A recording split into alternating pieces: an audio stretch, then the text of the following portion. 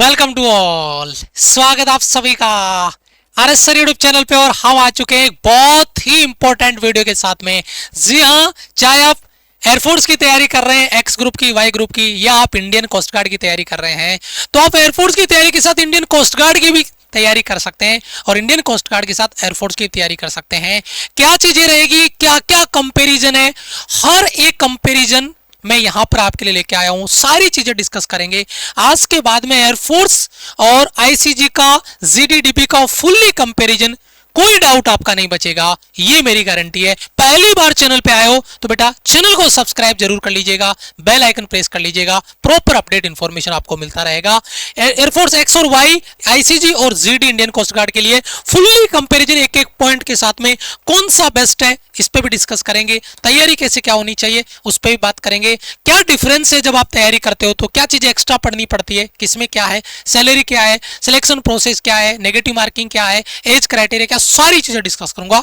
आज के बाद में कोई डाउट नहीं बचेगा। और स्पेशली कहूंगा कि जो बच्चा एयरफोर्स की तैयारी कर रहा है वो आईसीजी का पेपर भी फोड़ सकता है। प्रॉपर प्लानिंग अगर आपके पास हो, क्या चीज पढ़नी है, कैसे पढ़नी है, तो ये वीडियो बहुत इंपॉर्टेंट होने वाला है। वीडियो स्टार्ट करूं इससे पहले, अगर आप ये वीडियो 3 जनवरी से पहले देख रहे हैं तो 3 जनवरी का एक बहुत बड़ा, 3 फरवरी से, अगर 3 फरवरी से पहले आप ये वीडियो देख रहे हैं तो 3 फरवरी को एक बहुत बड़ा अनाउंसमेंट, आपका बिगेस्ट लॉन्चिंग आपके आने वाली है। तो इस इवेंट में जरूर आप पहुंचिएगा। 3 फरवरी को सुबह 11 बजे आपको लाइव आना है। इवेंट ऑलरेडी यूट्यूब पे लगा हुआ है, आप जाके चेक कर सकते हैं। और इसमें जबरदस्त लॉन्चिंग होने वाली है, बेहतरीन सरप्राइज आपको मिलने वाले हैं।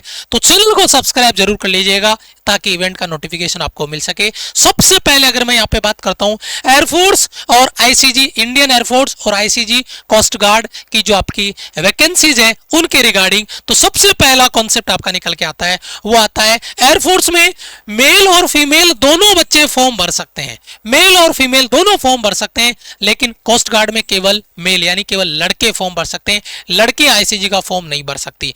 एयरफोर्स में एक्स ग्रुप और वाई ग्रुप, साइंस और other than science, technical, non technical, इस सेगमेंट में आता है। जबकि जीडी टेक्निकल में आता है और यहां पर डीबी नॉन टेक्निकल यानी डोमेस्टिक ब्रांच में आता है। यानी मान के चलो जो इधर एक्स ग्रुप है वो यहां पर जीडी है और जो यहां पर वाई ग्रुप है वो यहां पर आपका डीबी है। इस पैटर्न पे आप इसको मान सकते हैं, ये पैटर्न आप लेके चल सकते हैं। उसके बाद में अगर आगे चलते हैं तो दूसरा आपका कंपैरिजन आता है एज लिमिट का।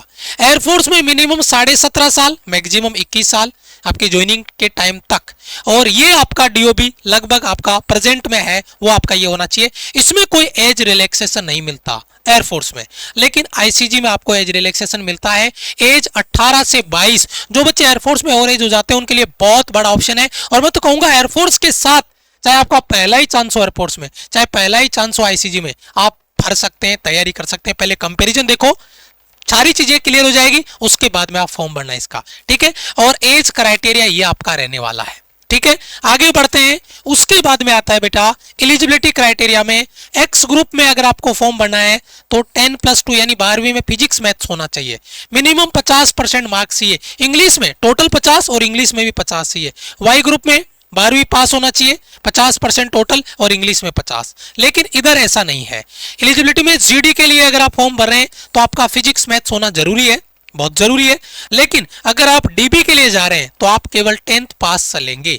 कोई एलिजिबिलिटी क्राइटेरिया में परसेंटेज का कोई क्राइटेरिया नहीं है, जबकि इधर क्राइटेरिया आपको दिया गया है। ये 10th पास और ये 12th पास होना चाहिए, लेकिन फिजिक्स मैथ्स होनी चाहिए अगर आप जीडी में फॉर्म भर रहे हैं तो, ठीक है। कंपैरिजन निकल के आ रहा है।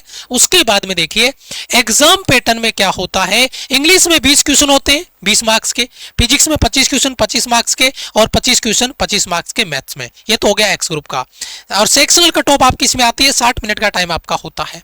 नॉन टेक्निकल में अगर अपन बात करते हैं वाई ग्रुप में, तो वाई ग्रुप में 30 क्वेश्चन 30 मिनट में रागा में, इंग्लिश में 20 क्वेश्चन 20 मार्क्स के, और यहाँ पे सेक्शनल कट ऑफ भी होती है और 45 मिनट का टाइम आपको मिलता है। इसमें 0.25 का नेगेटिव मार्किंग होता है। एयरफोर्स एक्स और वाई का कंपैरिजन हो गया। अब इसके साथ आईसीजी का कंपैरिजन देखो, इधर आपका जीडी है, इधर आपका डीबी है।